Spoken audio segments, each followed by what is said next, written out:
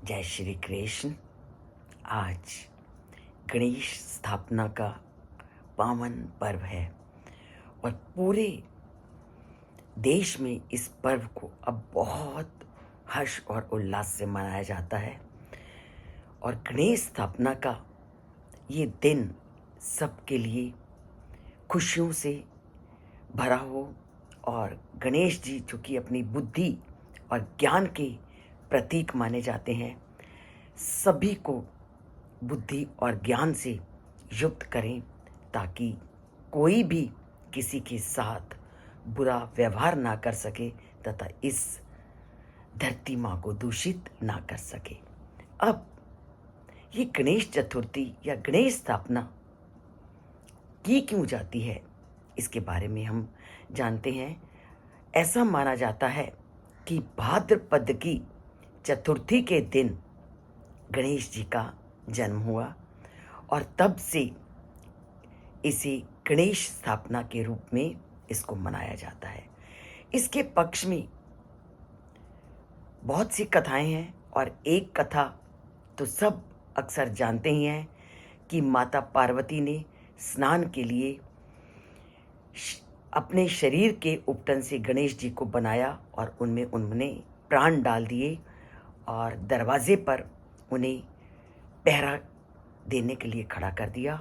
और उसी समय शिवजी जी लौट आए और गणेश जी को ने जब शिवजी जी को अंदर आने के लिए मना किया तो शिवजी जी ने क्रोधित होकर उनका सिर काट दिया और इससे पार्वती जी दुखी हुए और पार्वती जी को दुखी देखकर उन्हें पुनः जीवित करने के लिए उन्होंने उनको हाथी का सिर लगाया और पुनः उनको जीवित किया।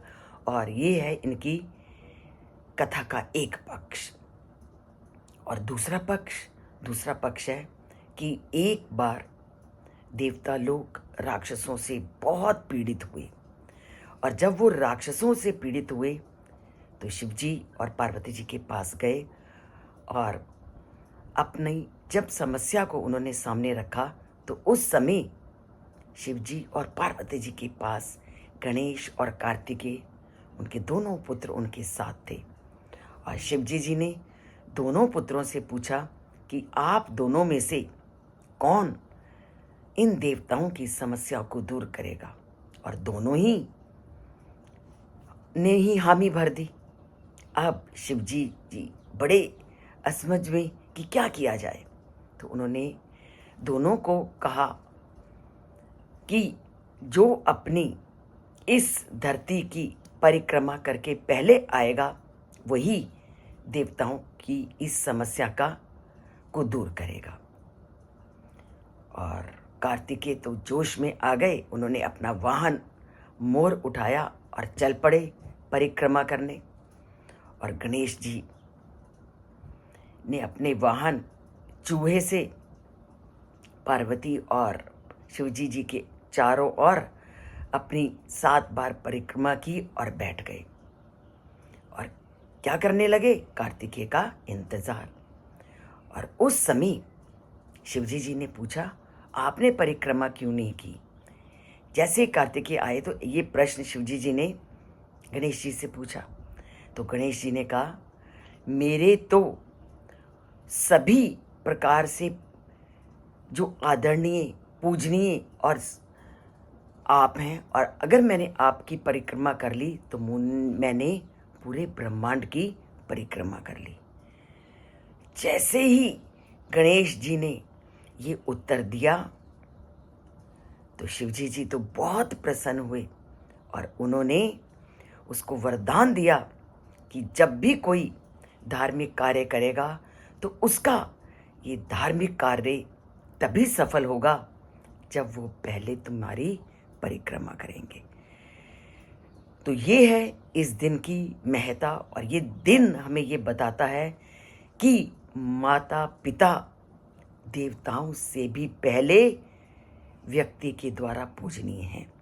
जिस व्यक्ति ने जीवित रहते अपने माता पिता की सेवा अर्चना की है, ये समझ लो उन्होंने परमात्मा को उसकी पूजा कर ली है।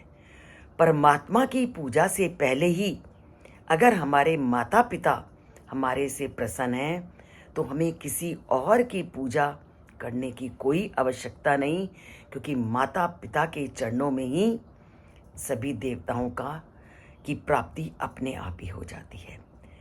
तो धरती पर रहने वाले सभी लोगों से मेरा अनुरोध है कि किसी और देवता की आप पूजा करें ना करें, किसी और का सम्मान करें ना करें, पर अपने माता पिता का सम्मान सबसे पहले करें।